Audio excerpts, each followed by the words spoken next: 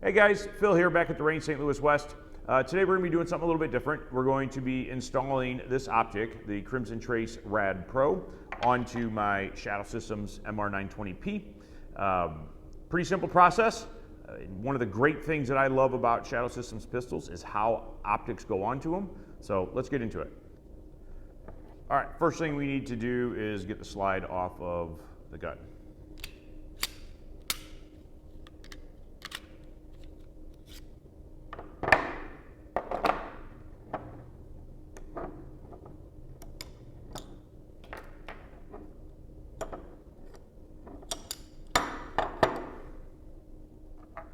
Next thing, we're going to take this plate off the top.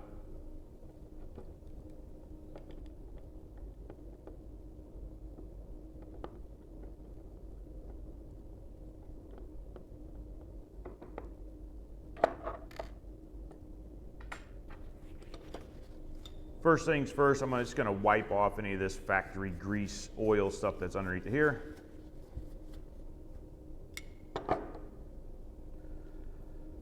Now, the Crimson Trace instructions suggest using screws B along with screws number 2 along with spacer A, but we have realized that the spacer A does not work with this dot for whatever reason.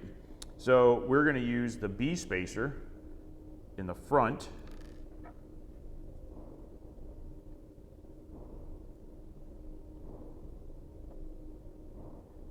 And then simply place the dot in here.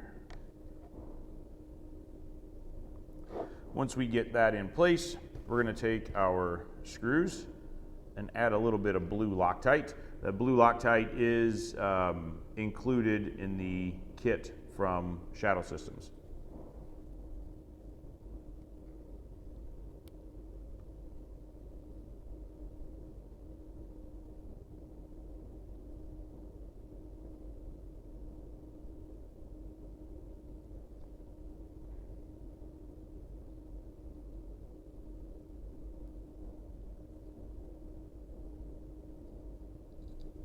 About how much blue Loctite would you use? Just a dab, really. This just kind of came out kind of goofy. But we get these installed most of the way.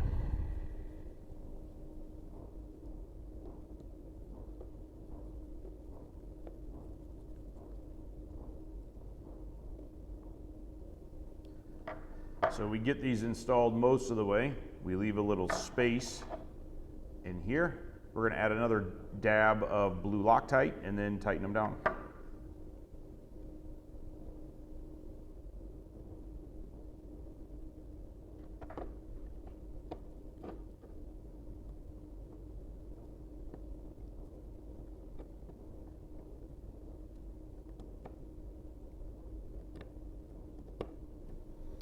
So I've got them in there so they're just snug right now. I'm going to take a little Q-tip and just kind of clean up some of the mess of blue Loctite that's squeezed out of there.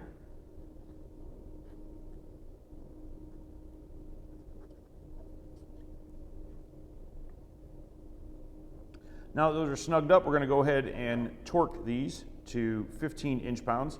Shadow Systems recommends between 10 and 20, so we're just going to split it and go to 15.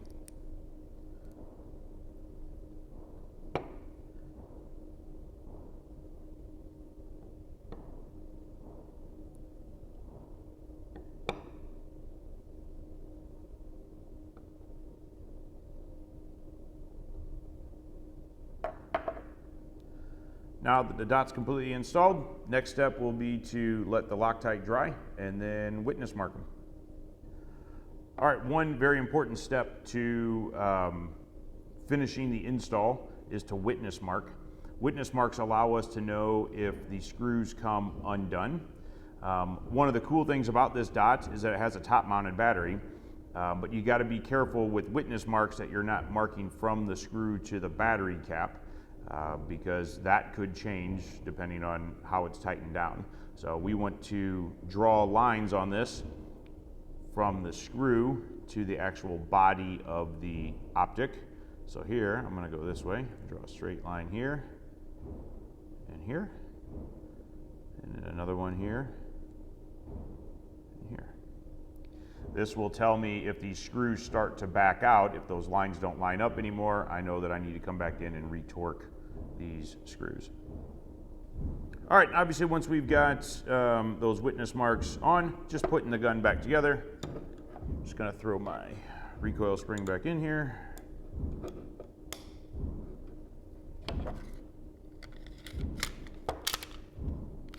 Now, one of the really nice things that I like about Shadow Systems pistols is that the screws for their optics mounts go way down here into the slide, where in a lot of firearms, the threads only go barely down into the slide.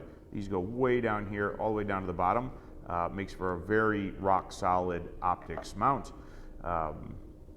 Best in the business as far as I'm concerned. Obviously, the very last step, if you want to be able to use your dot, don't forget to make sure you put a battery in it. If you try the dot and it doesn't work, take that cap off and make sure there's actually a battery in it.